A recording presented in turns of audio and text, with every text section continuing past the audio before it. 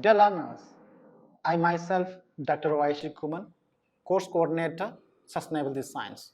Today, we'll look into the concept and origin of sustainability as a term.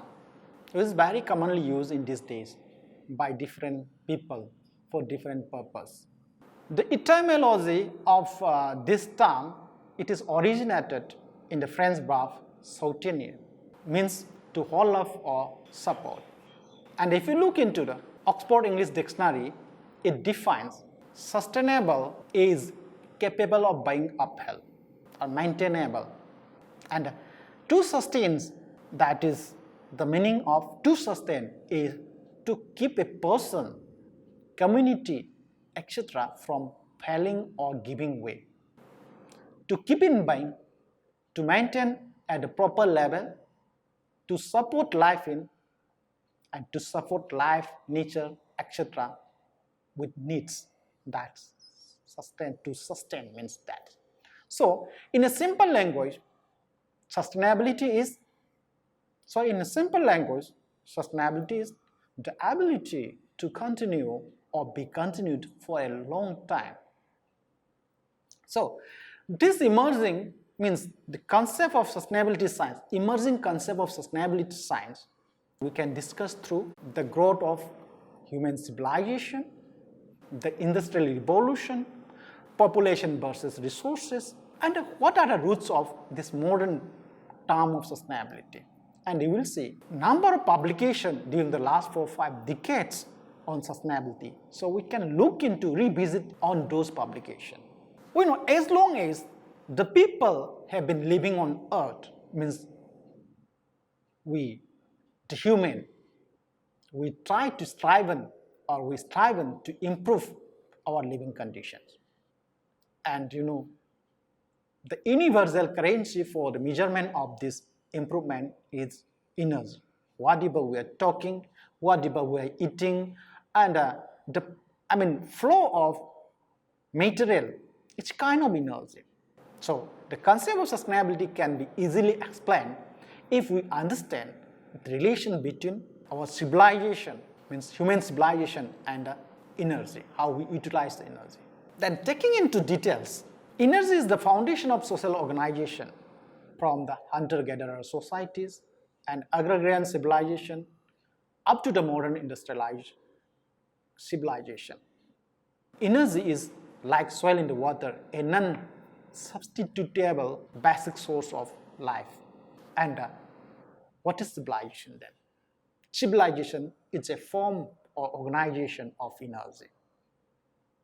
So, a number of authors have divided the history of mankind into major energy epochs, within which every epoch has its own energy basis and therefore a different social and metabolic regime or regime.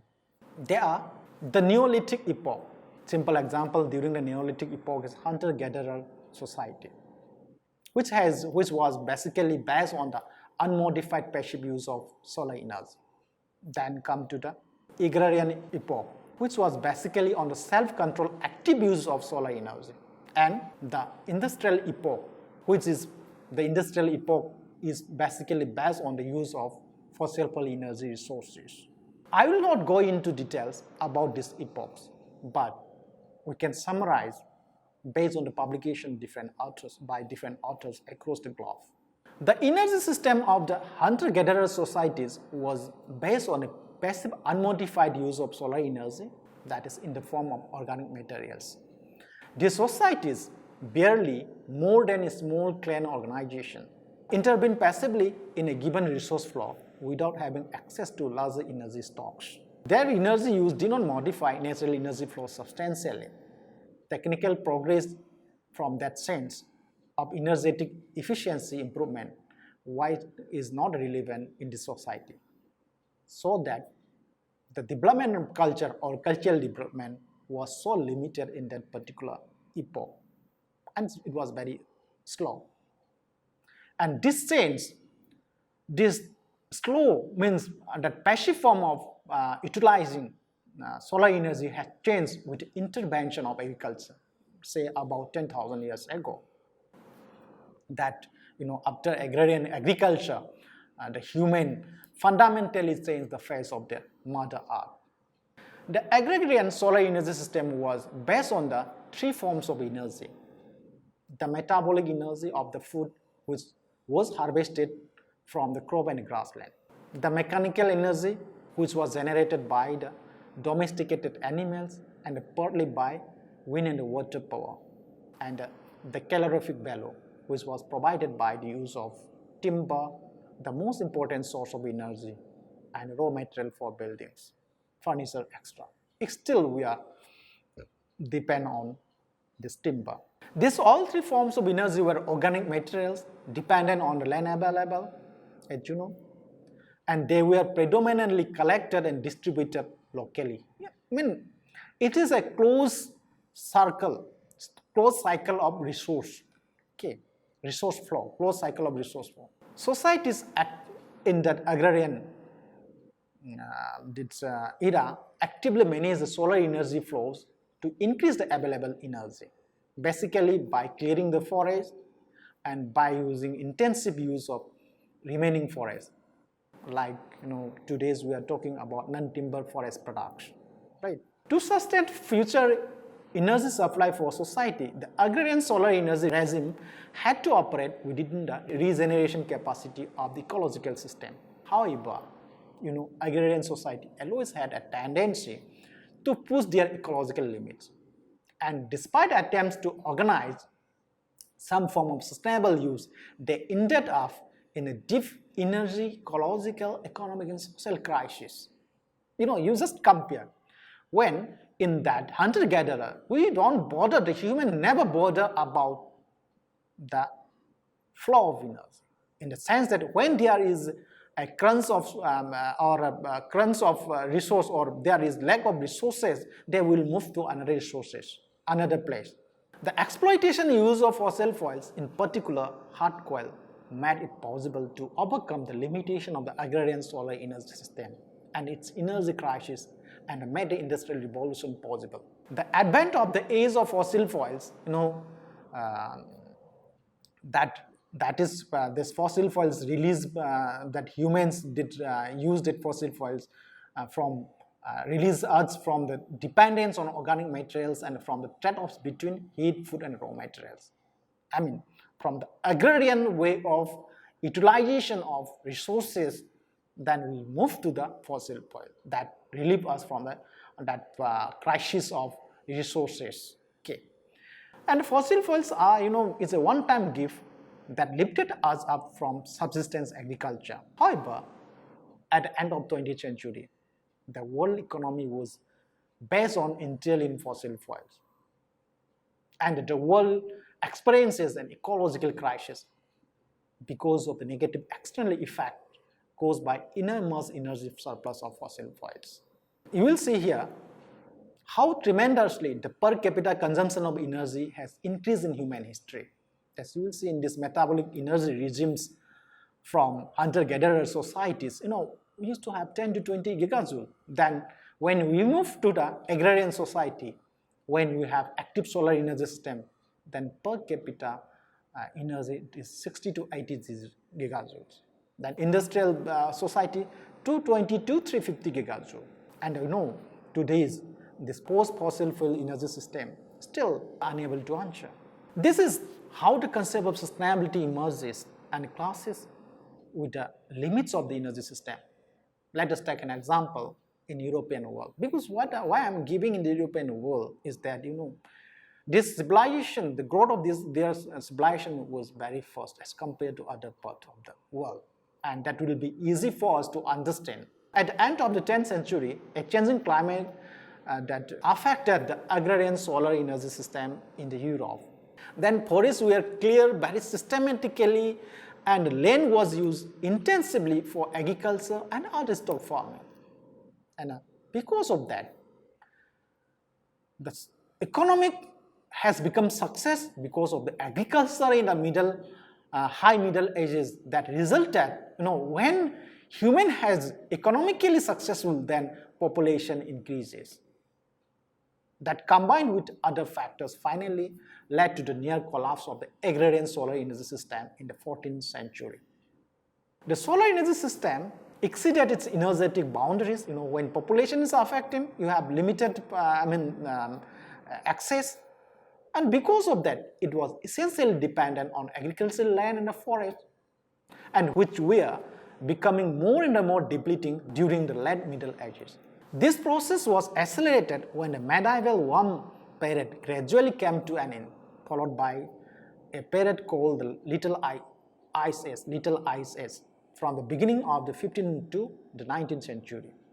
About the beginning of the 14th century, population growing. And when population is growing, if there is growing population, definitely that direct affect to the demand for timber. Timber demand will be increased. Demand of firewood will be increased. Then it exercises extreme pressure on the energy system. Wood shortages were especially experienced in regions where many consumers and products were concentrated. That is very common phenomenon. Whenever you see in the modern world also, when concentration or density of when population is high, like you will see in those areas of resource crunch, like towns, cities, and areas with industrial area like metallurgy or glass production industry. In the 14th century, the agrarian solar energy system in Central Europe exceeded the carrying capacity of its natural forest system. The decline and the imminent collapse of the agrarian solar energy system brought forth a new development. The protection of the environment and energy resources against overexploitation became a central duty of regional institutions. In the middle of the 18th century, the agrarian solar energy system and its sustainability components finally breached its boundary in Europe, as the population increased and the energy system was unable to satisfy the demand. Agrarian solar energy system experienced its most serious structural crisis since its near breakdown at the middle of the 14th century. The legal system of the Almendi could not prevent the ecological boundaries of the local sustainability.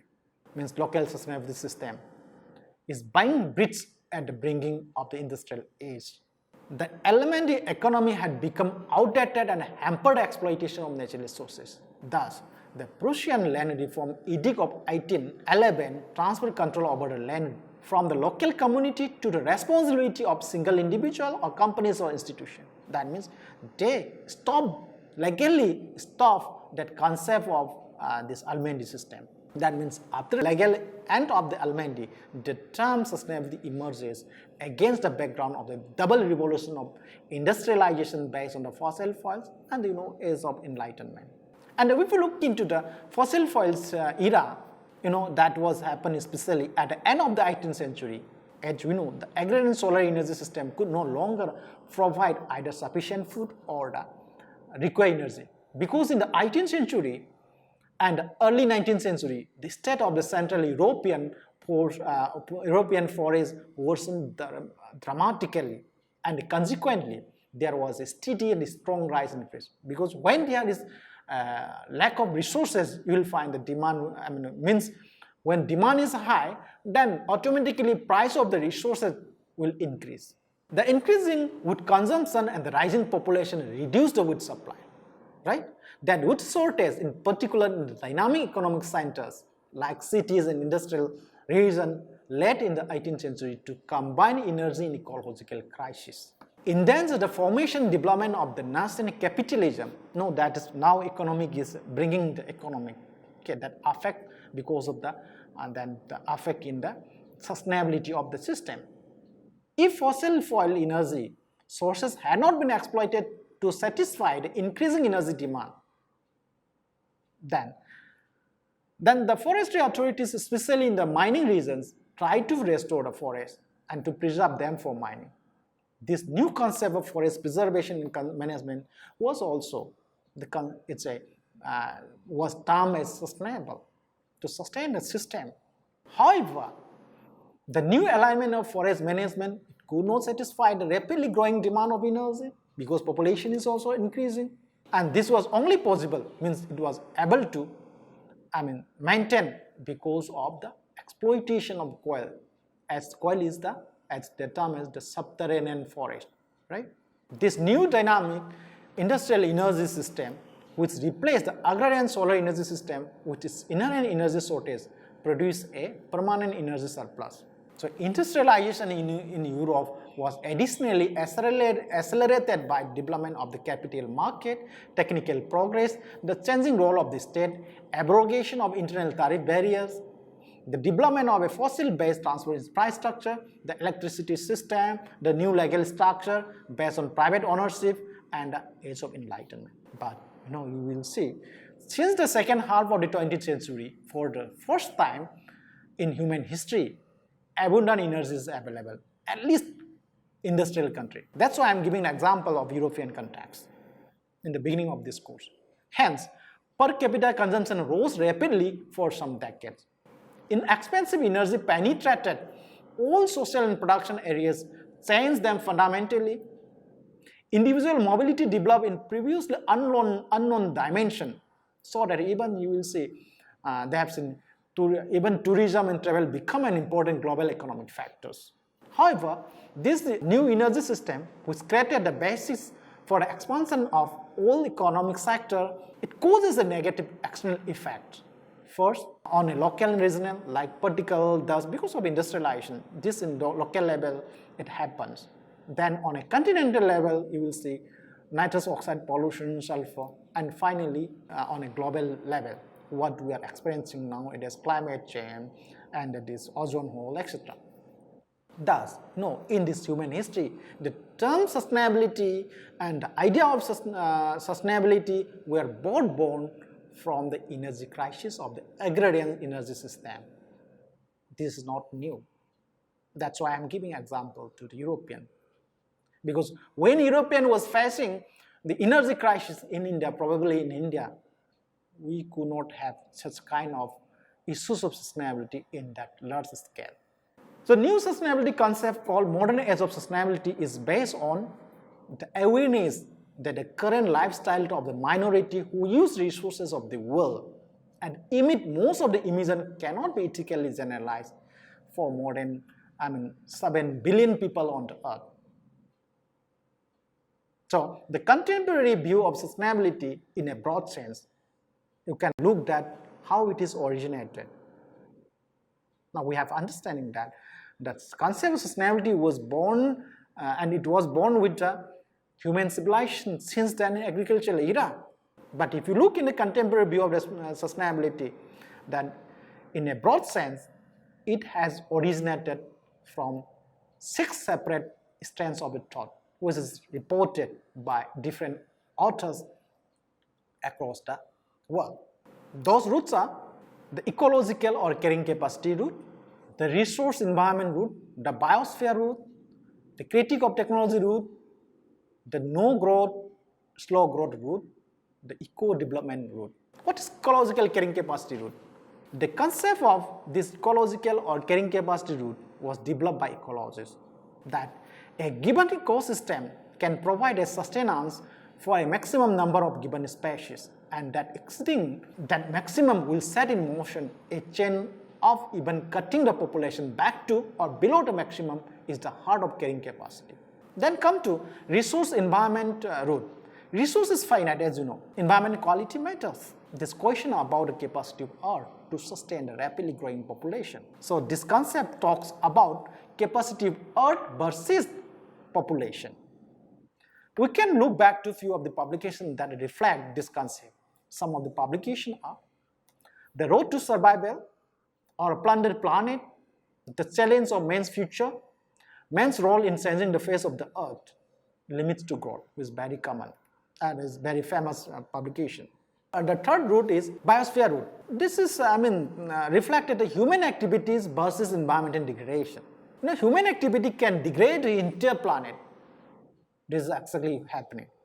The scale of change initiated by men is no longer local, but it has become global. The best example is then the climatic and hydrological effect of deforestation. And now we have seen the effect in terms of, we have this global climate change. This view will be seen in view of the publication like Man and Nature or Physical Geography as modified by human active action by Marsh author Mars, 1864, Man and the Earth, then the increasing scale of man's role as an agent of global change, Alfred Lotka in Elements of Physical Biology, then Kenneth Boulding. Now, in Critique of Technology, you will see in the late 1960s and the early 1970s, pernicious effect of the indiscriminate export of technology from the industrialized countries to developing countries were very stressed.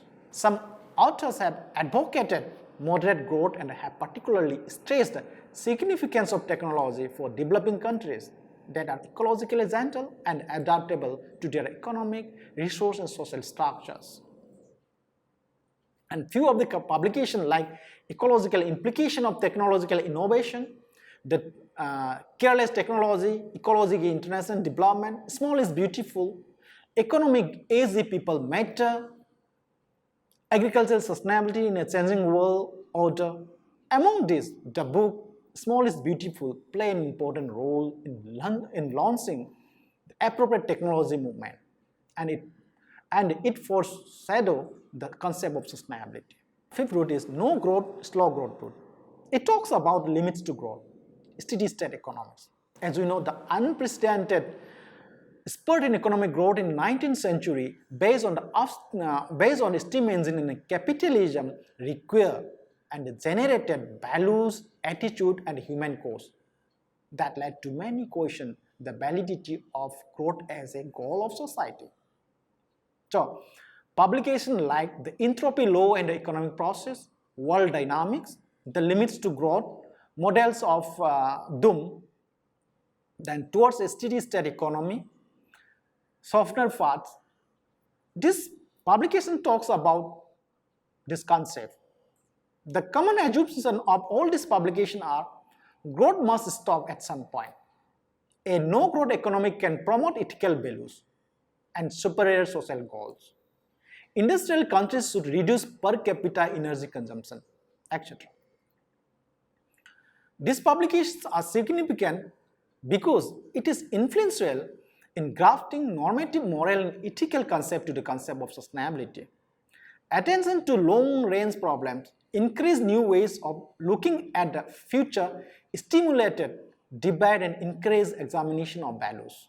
One of the important roots we need to understand is eco-development root. In 1977, Professor Ignacy of the Center for International D in Paris wrote The Salient Features of Development. The author invented the term eco-development and it defined it as an approach to development that aimed at harmonizing social and economic objectives with ecologically sound management in a spirit of solidarity with future generations.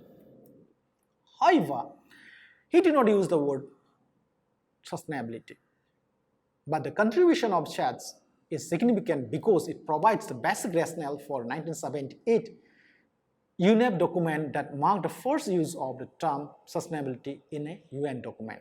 Thus, sustainability emerges since the late 1960s. As we know, the world has started to use a number of national and international publications, different forums, conventions, etc.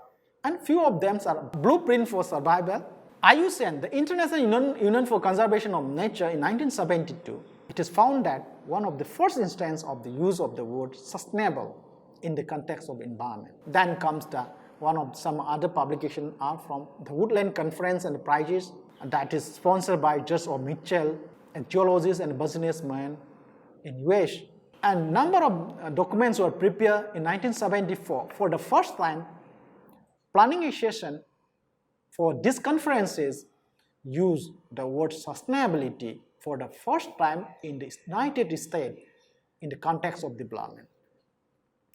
The planning meetings in 1974 led to the Woodland Conference in 1975, 1977, 1979, 1982. In turn, the conferences led to books that were among the first to use the word sustainable in their titles. Few of the publications are Alternative Growth 1, A Search for Sustainable Future, Quest for a Sustainable Society, The Management of Sustainable Growth. Then comes United Nations Conferences report that in that you will see the emerging ideas during 70s and a word appears in a report of UN in 1978. Organizations like World Watch Institution in their report Building Sustainable Society, State of the World. The 1987 State of the World issue with the subtitle A World Watch Report on Progress Towards a Sustainable Society. So the word is started used by different organizations. Like again the World Resource Institute in their book The Global Possible, that not only stressed the concept of sustainability but elaborated a definition that mentioned about at the core of the idea of sustainability. They used the word. Then some of the words they use is the concept that current decisions should not damage prospect of maintaining or improving living standard of the future. Sustainable development is a three-leg stool. It bases on scientific realities, consensus on ethical principles, and consideration of long-run self-interest. There is a broad agreement that pursuing policies that impair the welfare of future generations is unfair.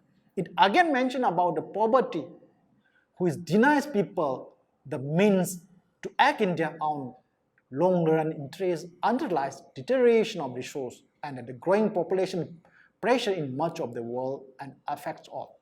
In India, the Indian Science Congress Association in 1985 in its annual meeting that was on science, technology in environment and management.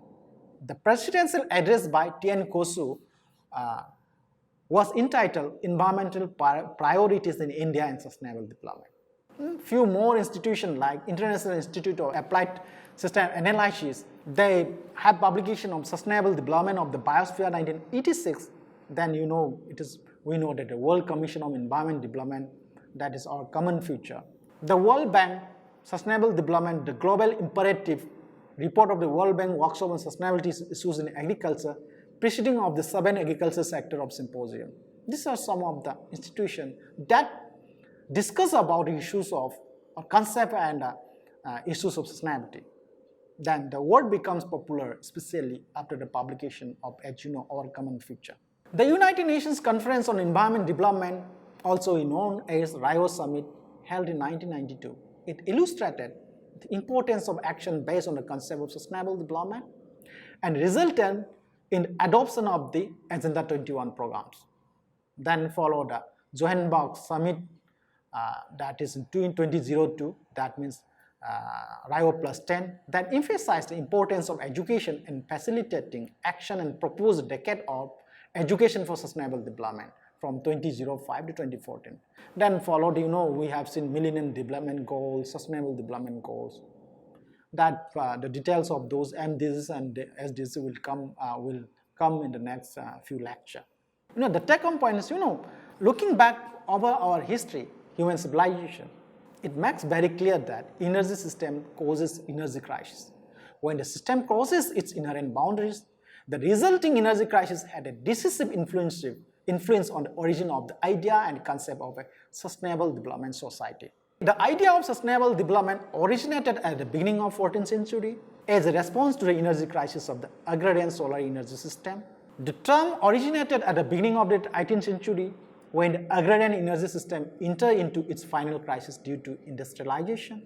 The attempt to stabilize this energy and resource system by sustainable forestry and to maintain a secure distance from the borders of the agrarian solar energy system fell. Only access to fossil energy sources led society out of the energy crisis of the agrarian solar world and allowed a new energy system to emerge with new system boundaries. With the success of the fossil energy system, long perceived as the first limitless energy system, the idea of sustainability, rooted in the solar agrarian energy world, lost its meaning for society, remained valid only for the forestry sector. Only when the limit of fossil fuel energy system became visible in the second half of the 20th century was the idea of sustainability revived and was developed further, as you know, into the Brundtland concept of sustainable development of society, which accepts new limits to the energy system. Then, new sustainability concept called modern as sustainability in a broad sense has originated from 6 separate strands of thought, which was discussed in details, which was reported by different authors. And at last, it is the World Commission on Environment Development, as we call Brundtland Commission, that brings general acceptable definition of sustainable development that invite the world to aware about a sustainable society or sustainable planet. Thanks. Let us meet in the next session.